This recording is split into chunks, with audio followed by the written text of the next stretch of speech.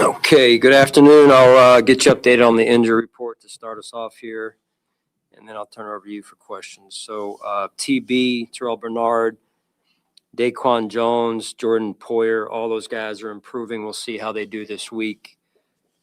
Matt Prater, suffered a little bit of an injury yesterday, as you guys saw it unfold during the game.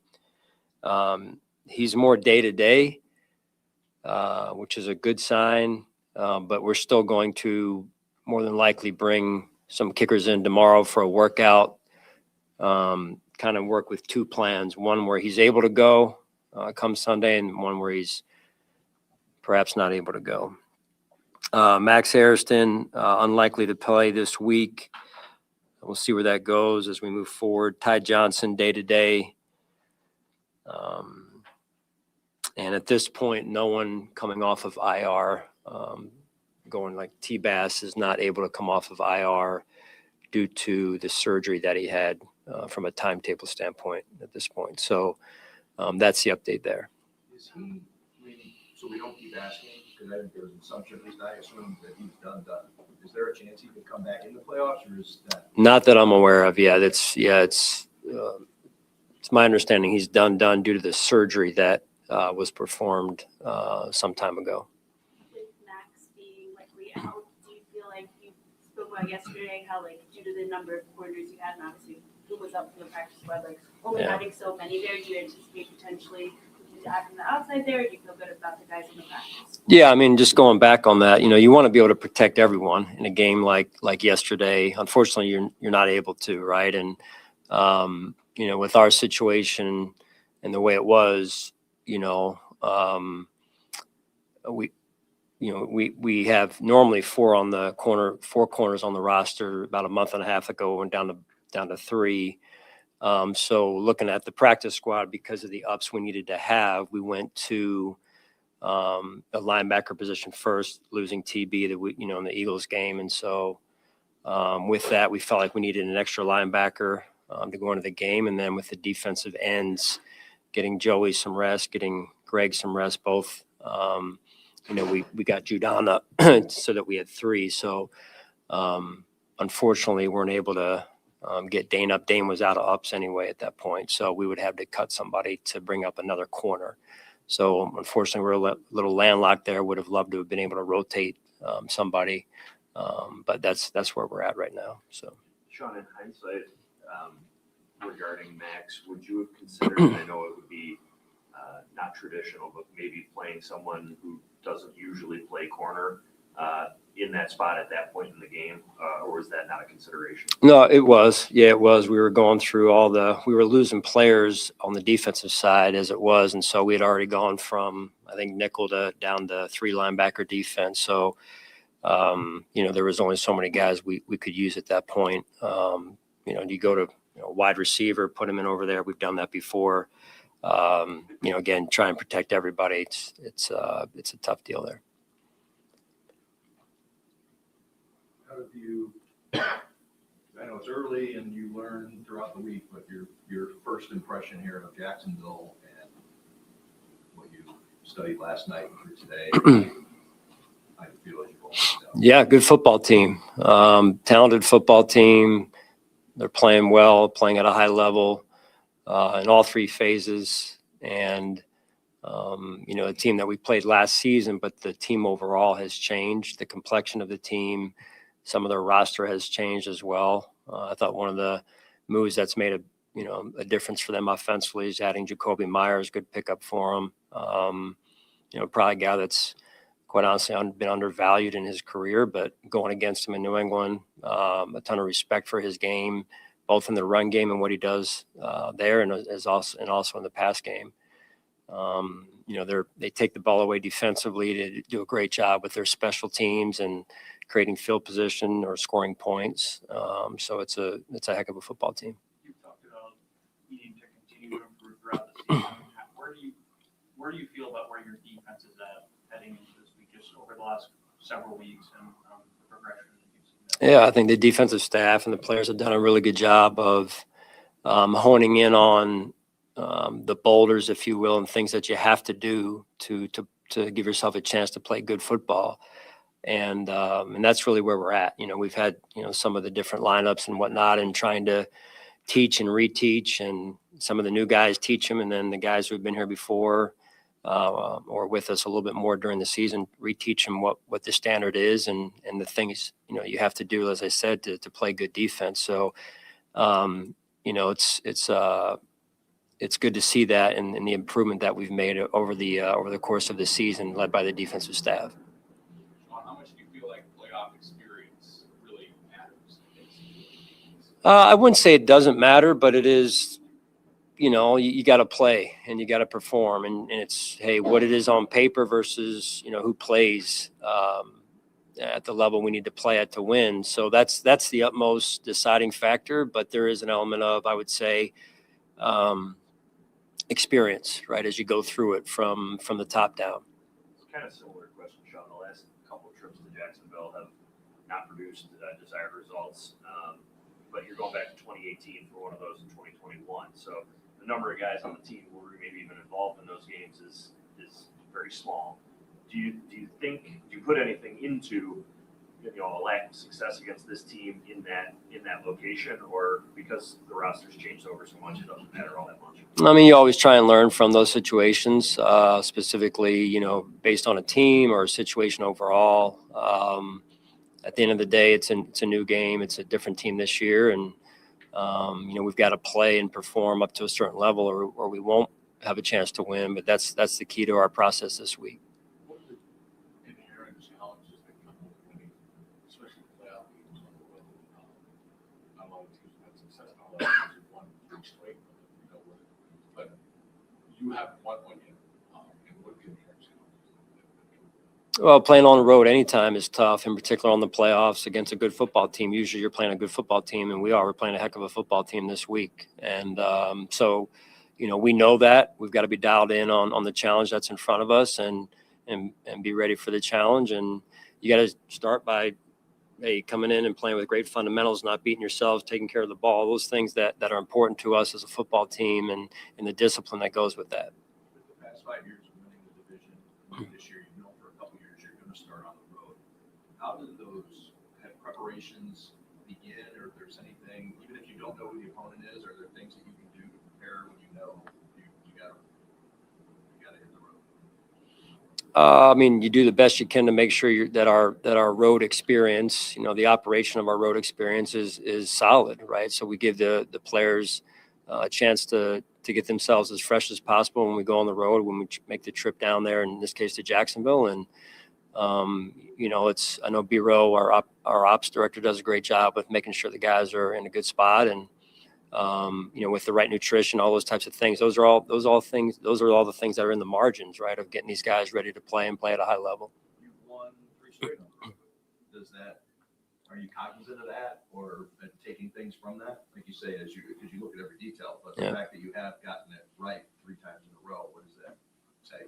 Well, that's an important piece. I would love to say that it carries forward. I'm not sure if it does exactly, directly in this case, but it's good. It's good to know, and but it won't directly impact this game necessarily. You guys have been amongst the top in the league in the turnover differential at different times over the last couple of years. This Jacksonville team this season, one of the tops in the league. How challenging is it not only to go on the road, but to go against a team that takes care of it and also forces takeaways? Yeah, it's sound. Very sound in what they do, and makes for a big challenge for any team. That's one of the big boulders of playing good football is taking care of the ball and taking the ball away. So they've done a great job with that this year. It was in limbo when we talked to you last night after the game with James winning the rushing title. Just how exciting is that for the group, the offensive line, the tight ends, everybody? Yeah, it's a huge accomplishment. A lifetime accomplishment, great honor. Offensive staff, James, the entire offense, led by the offensive line, of course, but that, as I've said before, includes the tight ends, the wide receivers, the other backs that are involved, Josh, Mitch last night. So great to see, great accomplishment. It's been a while since that's happened here. And, I was watching the game last night, and, I'm praying that we made the right decision. And I'll tell you what, it's not easy. You expose him too long and he gets hurt and you're not loving it. So you try to do your best to keep him healthy, but also get him to a spot where he can, kind of reap the fruits of his labor. And so that was good to see. 112, yeah, he had 112 in the first half. I'm not loving that. So yeah, I knew the number, and I was stayed up to, do everything I could to make sure it was going to go the way it was going to go. Not that I had any control at that point, but yeah, I mean, like I said, it's no different. You want to protect everybody. It's hard. It's a hard deal. Do the best you can. Turns out he didn't need the 15. What's that? Turns out he didn't need to leave the 15. Yeah. That 15 made me feel a little bit better. I was thinking maybe we should have done 25. I don't know. But 15 ended up being the right. And the good part is he hopefully was able to get a little fresher from it. So it's, yeah. I was watching that game, and it was a crazy game with everything on the line. And I know that the relationship with Mike, and I'm sure with John too. Yeah. What's going through your mind as a coach watching that go down for two organizations? Because I'm sure you could put yourself in those shoes pretty easily. Yeah, I think any coach really could. That's sat in this seat. So playoff level football, and the game reminds us quite a bit of how you win games. So we can stand to learn from that. And give an example. Just say overall, you look at the second half, right? The second half of the way the game was played, and some things working out, some things not working out. And it's not, I can promise it's not because they're not well coached, or it's not because they're not trying. So you look at it and say, hey, there's some things I don't want to go into strategy right now, Tim, with all due respect. But those are things we can use as teaching mechanisms for our team. At any point when you found out it was going to be officially Jacksonville, did your mind race back to 2017 and reflect on how many things have changed and then how far this team has come? And how young I was back in 2017. I mean, the feeling was different then, right? The feeling was, first playoff appearance. I remember landing down there and seeing, a Bills fan at the airport, like somehow got back into, like Bills fans do. They find their way to areas where you're probably not even supposed to be in terms of airport security back then. But and then just driving to the stadium the morning of the game, and I think I remember Kyle, because Kyle hadn't been to the playoffs. I think his family or his wife was being documented, and the trip and all that type of stuff. So it was, just a different type of trip. But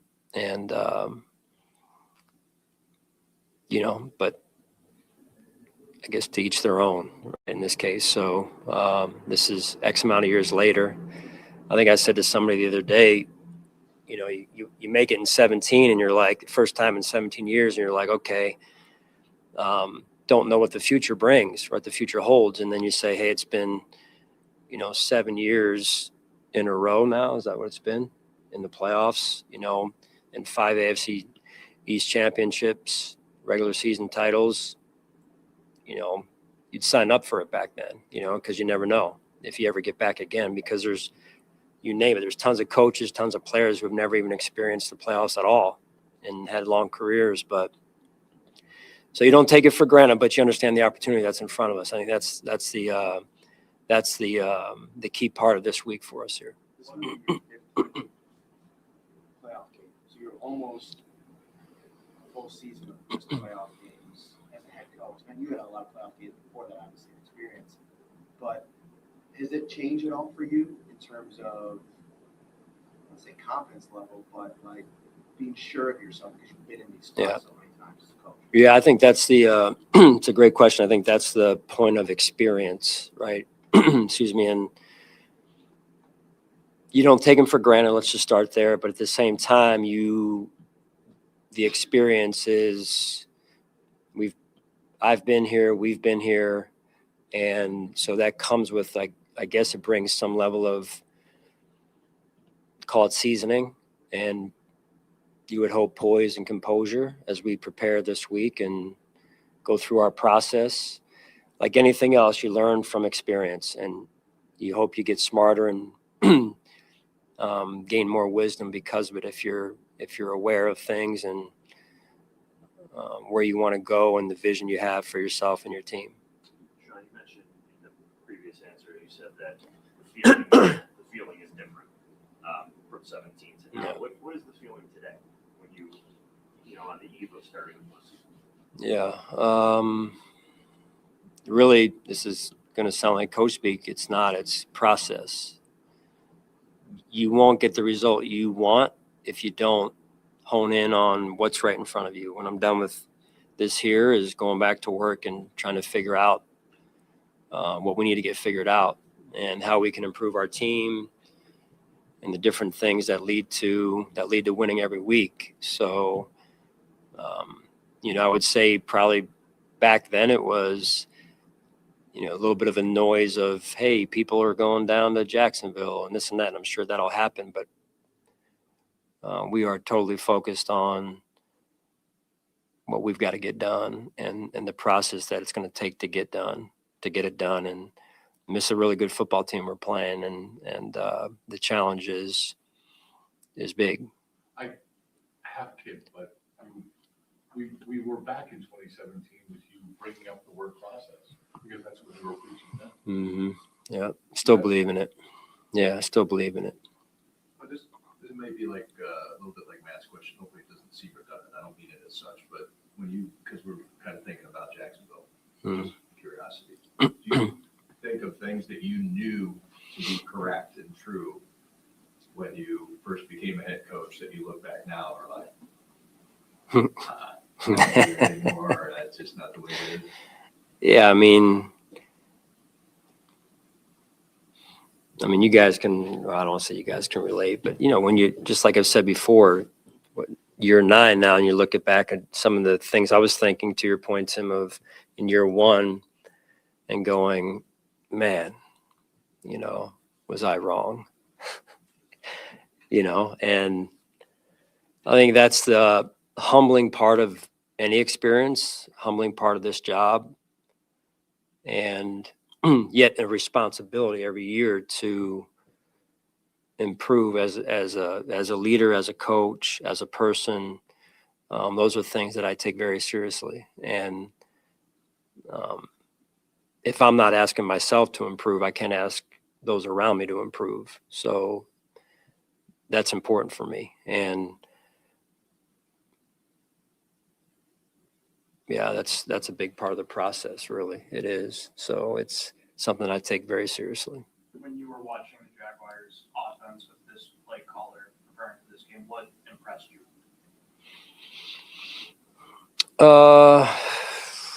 They do a great job of keeping you off balance. They do a great job. Like I said before, they got weapons in the backfield. They got weapons on the perimeter of their offense. Do a great job with the quarterback and moving the pocket. They run quite a bit of no huddle. Reminds me of early on when Goff was with Sean McVay. That's, kind of where coach comes from. And so there's a little bit of communication going on between the quarterback and the coach during the no huddle stuff. That reminds me of LA and Sean McVay. So, yeah. Is Max considered more day-to-day, or I know it's something like the play, it's kind of maybe in that area? Don't know yet. Probably more week to week if I had to guess right now, but we'll see where it goes. Thanks. All right. Thank you, guys.